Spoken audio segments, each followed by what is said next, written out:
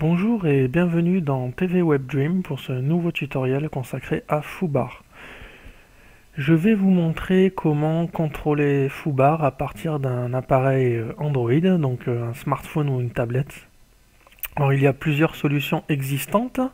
Pour ma part, j'ai choisi la solution Foobar 2000 Controller. Voilà. Donc dans un premier temps, il va falloir se rendre sur le site de Foobar 2000 Controller. Donc foobar2000controller.blogspot.fr et là on va se rendre sur PC installeur. Voilà, donc je vais download l'applicatif. Voilà, donc j'enregistre le fichier. Donc je vais chercher mon fichier pour l'exécuter. Alors si vous ne le trouvez pas directement dans votre navigateur ou vous n'utilisez pas Firefox, vous pouvez bien sûr aller directement dans votre répertoire téléchargement pour exécuter le fichier. Donc je clique dessus pour l'installer. Voilà. Alors, on va fermer la fenêtre pour que ça soit plus visible. La pub aussi. Allez, next. Next. Voilà, donc il me dit qu'il a trouvé automatiquement mon installation de Foobar. Ok. Installe. Next. Show readme, c'est pas obligatoire. Et finish. Voilà, donc mon plugin est installé et ça se fait, comme vous l'avez vu, très simplement. Donc on va lancer Foobar et nous allons voir. Ah voilà. Donc au premier démarrage, Foobar détecte que un des fichiers veut accéder à l'extérieur de la machine. C'est normal puisque le plugin qu'on a installé pour le contrôler va forcément recevoir des informations de l'extérieur de la machine. Le firewall nous demande d'autoriser l'accès. Donc ce qu'on va faire, on autorise l'accès. Voilà. Donc ensuite on se rend dans File, Préférences. Et là, on voit qu'il y a un petit onglet qui est apparu qui s'appelle HTTP Control. Voilà. Donc c'est juste pour vérifier que le plugin est bien installé.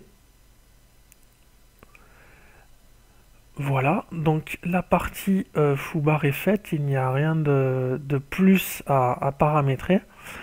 Ce qu'il vous faut faire par contre, c'est connaître l'adresse IP de votre PC.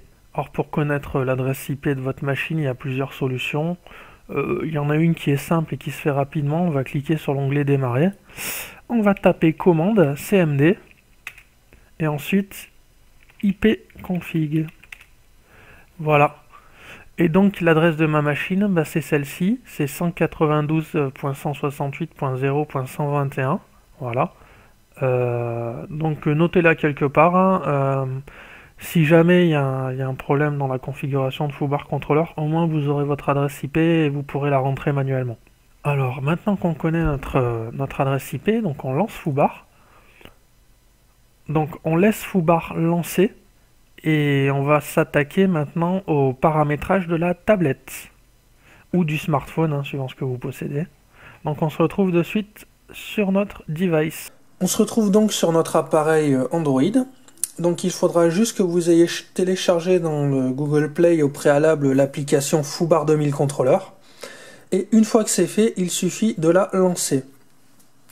Donc on a un message d'accueil et de bienvenue qui apparaît au premier lancement, c'est plutôt sympa. Et donc en fait, l'application va nous aider à se configurer.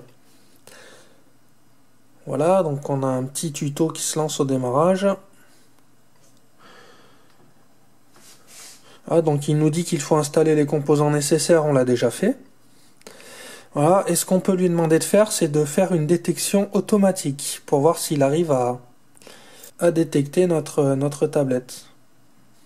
Et donc il nous demande de cliquer sur le bouton rechercher qui est là pour lancer la config automatique.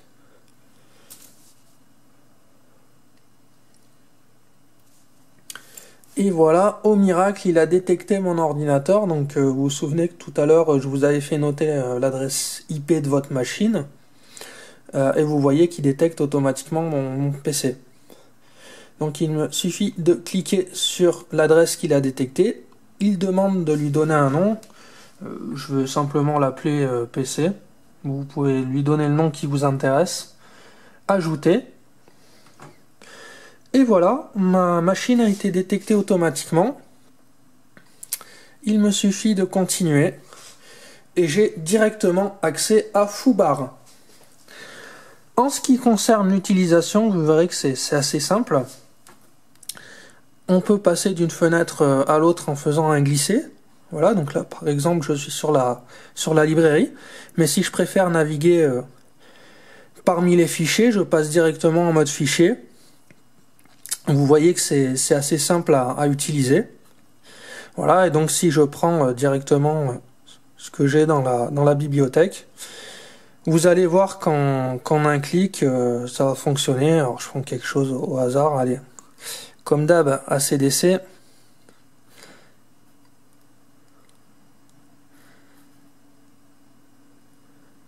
Et voilà, la lecture de mon album débute. Donc vous avez vu qu'en seulement quelques clics et un petit peu de configuration, on a réussi à paramétrer notre application pour qu'elle soit contrôlable directement d'un appareil Android. Voilà, mais je vous dis à bientôt sur TV Web Dream pour un prochain tutoriel.